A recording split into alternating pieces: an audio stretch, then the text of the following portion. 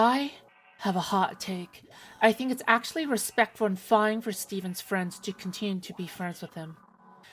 Okay, you're probably wondering, like, oh my god, how is Foodshops going to justify this one? What kind of crack are you smoking? Okay, listen. It's okay, alright? Let me elaborate. Let me enlighten you, okay? The whole why do you continue to be friends with X argument is, first of all, just so weird. The real actual loaded question that they want to ask is, it's not even a question actually, it's just a command. You should stop being friends with X, alright? Every single time they ask that question, it's actually a statement, an expectation, alright? Now I need you, for people who don't understand, okay? Rack your brain, okay, with me, okay? Let me convince you. Let me cook! Okay, alright. In order to talk about Destiny, we have to talk about Shadman, okay? You're probably wondering, like, oh god, Foodshops talking about Shadman? You can't make this up. Oh my god, we knew this was gonna happen. Oh no, it's freaking over, okay? Okay. Shadman basically drew softcore porn of Keemstar's daughter. See? I'm not sugarcoating it. As expected, the internet thought Shadman was based for being freaky back then, but now you know, times have changed, alright? There was a crusade that happened in which commentators were hunting down people who were friends with Shadman or associated with him, and this caused a lot of adjacent drama, alright? It made some good content, okay? So, you know what? It wasn't all lost, right? A lot of people were being clamored at to disassociate from Shadman, and to disassociate with people who didn't actively denounce or disassociate with Shadman. And this actually kind of rubbed me the wrong way. It's weird, because if I was friends with somebody, the only person who should be able to decide whether or not to still be friends with them should only be me and myself. That is my expectation. I shouldn't be having another friend or a bunch of strangers telling me, hey, you shouldn't be friends with Mark. Hey, you shouldn't be friends with Sam. Did you know that Sam, Mark, or whatever said the N-word one time a long time ago? Okay, alright. And you're probably wondering, like, how could you compare this situation with anything on the same magnitude as saying the N-word, okay? I'm trying to get across the point that just because somebody has done a bad action, that does not mean the default reaction should always expect it to be, oh, you should break off your bridge with them. It should always be like, okay, if you find some degree of value in the friendship, if you believe that you're adhering to some kind of standards for yourself, then yeah, I think you should actually continue to be friends with them. I think actually breaking off a friendship is the weak beta thing to do. I actually think that keeping a bad friendship going, despite all the social pressure going against you to in order to pressure you to break off the friendship, is in fact alpha, okay? It's sigma. It's sigma male, okay? I don't know what else to say. It's sigma, okay? Alright. I think a weird sense of parasocial entitlement emanates from fans who desperately want to continue liking their primary content creator despite being conflicted over controversial figures they continue to have a bridge with, okay? What do I mean? Destiny is friends with a bad friend, right? Let's just say Martin Shkreli, okay? Because that will never happen. Oh wait, it did actually happen, okay? Martin Shkreli, somebody who probably did way worse in total, in magnitude, than Sex Leaks, okay? Arguably. Yeah, you know what? Causing, like the whole medicine, whatever. Listen, it just sounds bad, okay? I'm too lazy to do research. It just sounds bad, alright? It sounds way worse, okay? Okay. The point is, to content creator drama farmers, this is more forgiving because you want to find avenues of content so you have incentive to go after people who wouldn't disassociate.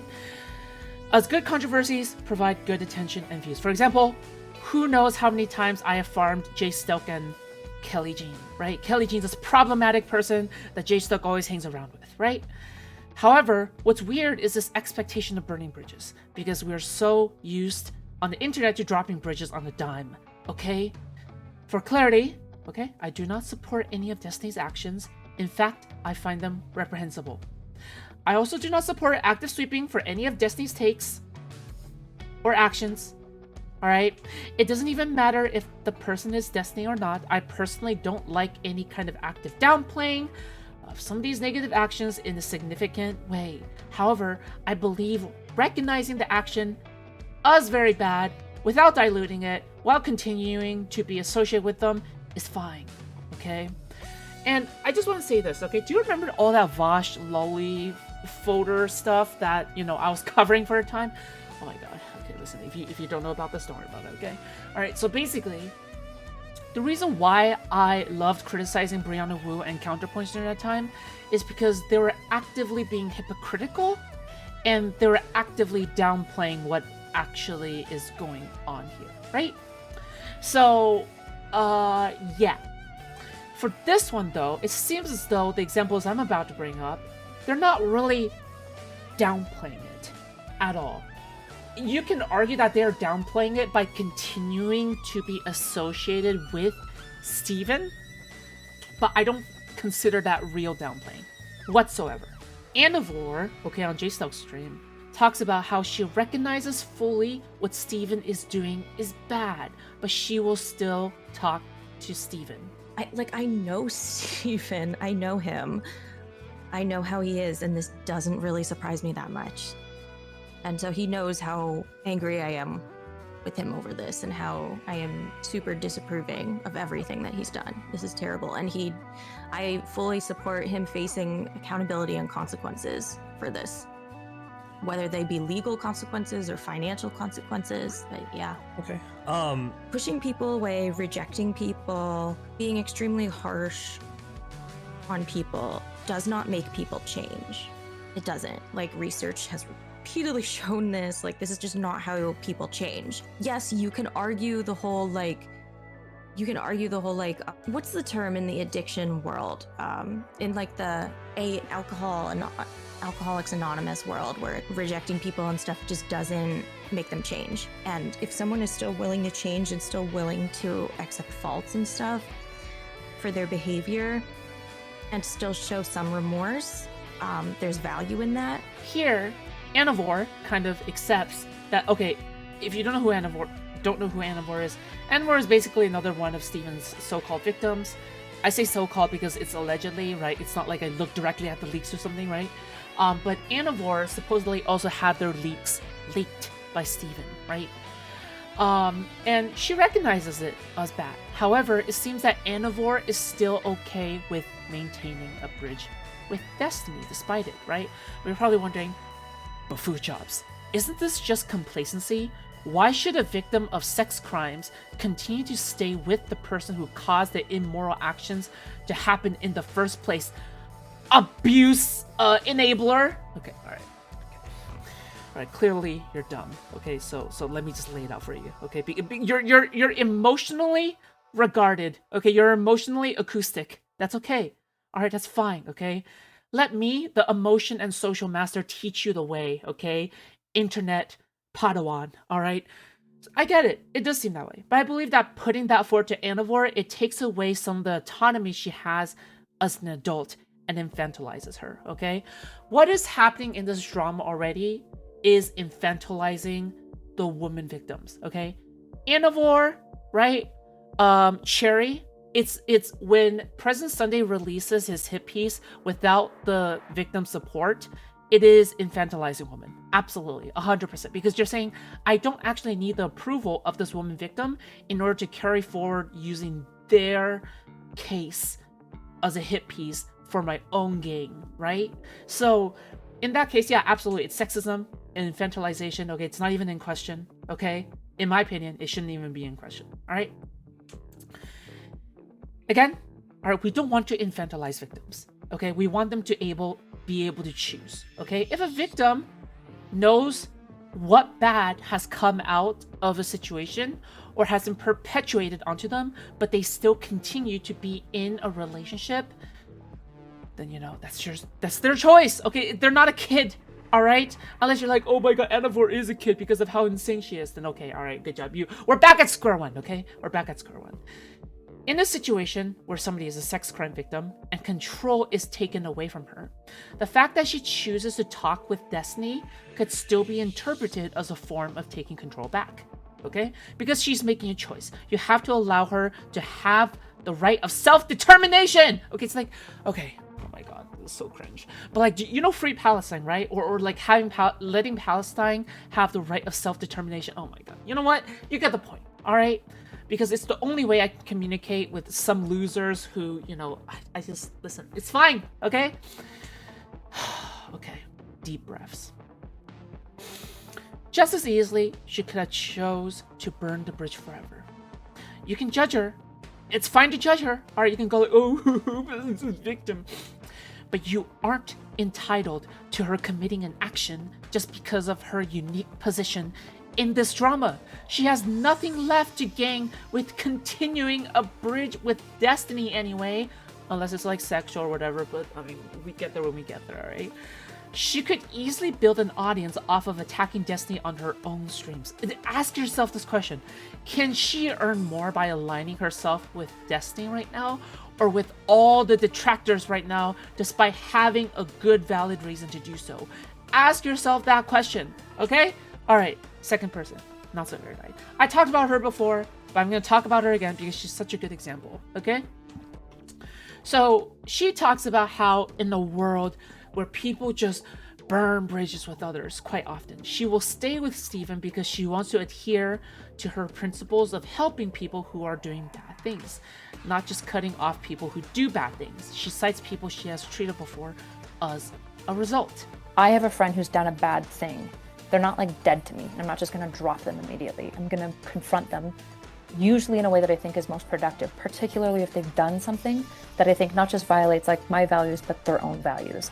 This isn't the first time I've confronted Steven on different things. It's just the biggest thing that I've confronted him on. But there's been multiple times, like even in this like cutie Cinderella drama where he started like making fun of her. I was like, why are you doing this? Like, this isn't your values. Like, this is something you don't believe in. He's like, yeah, you're right.